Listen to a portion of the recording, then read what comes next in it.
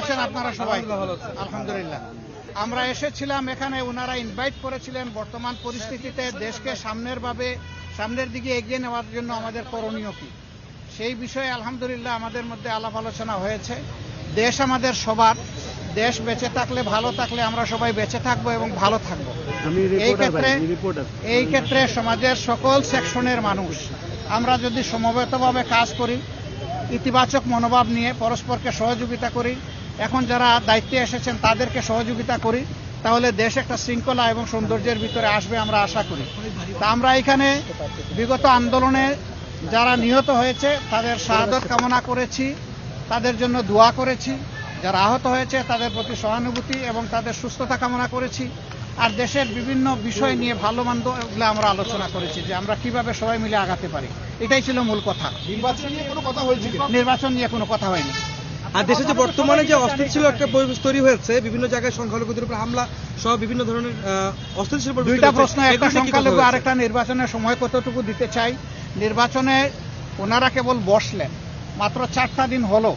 আমরা ওনাদেরকে দেখতে চাই যে ওনারা কিভাবে জাতিকে নিয়ে আগাতে চাচ্ছেন, সমস্যাগুলো আর আশু সমাধান কিভাবে করেন।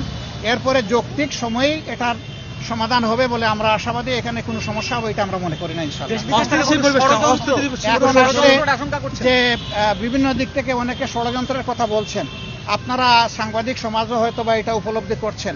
এটা ট্রু যে বিশেষ করে আমাদের এইখানে বিভিন্ন ধর্মাবলম্বী মানুষ যারা আছেন তাদের উপর বিভিন্ন জায়গায় কিছু হামলা হয়েছে, কিন্তু হামলাটা ধর্মীয় কারণে হয়েছে নাকি রাজনৈতিক কারণে হয়েছে এটা খুঁজে বের করতে হবে। ইতিমধ্যে বিভিন্ন সম্প্রদায়ের, ধর্মীয় সম্প্রদায়ের যারা আছেন তারাই বলেছেন যে সব মামলাকে ধর্মীয় মামলা বলে চালিয়ে দেওয়া যাবে না। এখানে একজন রাজনীতি করতো, সে রাজনীতির ক্ষেত্রে হয়তো বড় কোনো অপরাধ করেছে, মানুষের ক্ষোভের জায়গা থেকে তার উপরে প্রতিশোধ নিয়েছে, এটাকে আমরা ধর্মীয়ভাবে নেব কেন? এটা আমাদের দায়িত্ব না।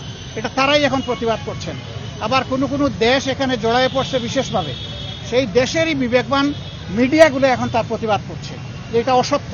যেভাবে বাংলাদেশের ব্যাপারে পরিবেশ তৈরি করা হচ্ছে, ভীতি সৃষ্টি করা হচ্ছে, বাংলাদেশের পরিবেশ এমন নয়।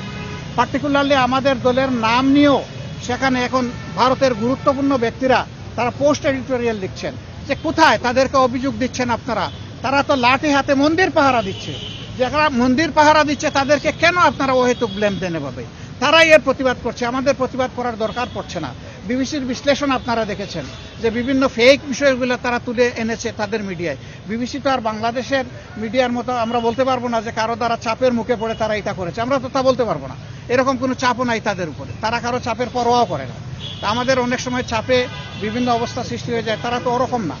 সেই হিসাবে আমরা আশা করি যে বাংলাদেশে কেউ ওরকম পরিস্থিতি সৃষ্টি করতে চাইলেও, কোনো ষড়যন্ত্র করতে চাইলেও জনগণের ঐক্যবদ্ধ প্রতিরোধের মুখে কেউ টিকবে না ইনশাআল্লাহ।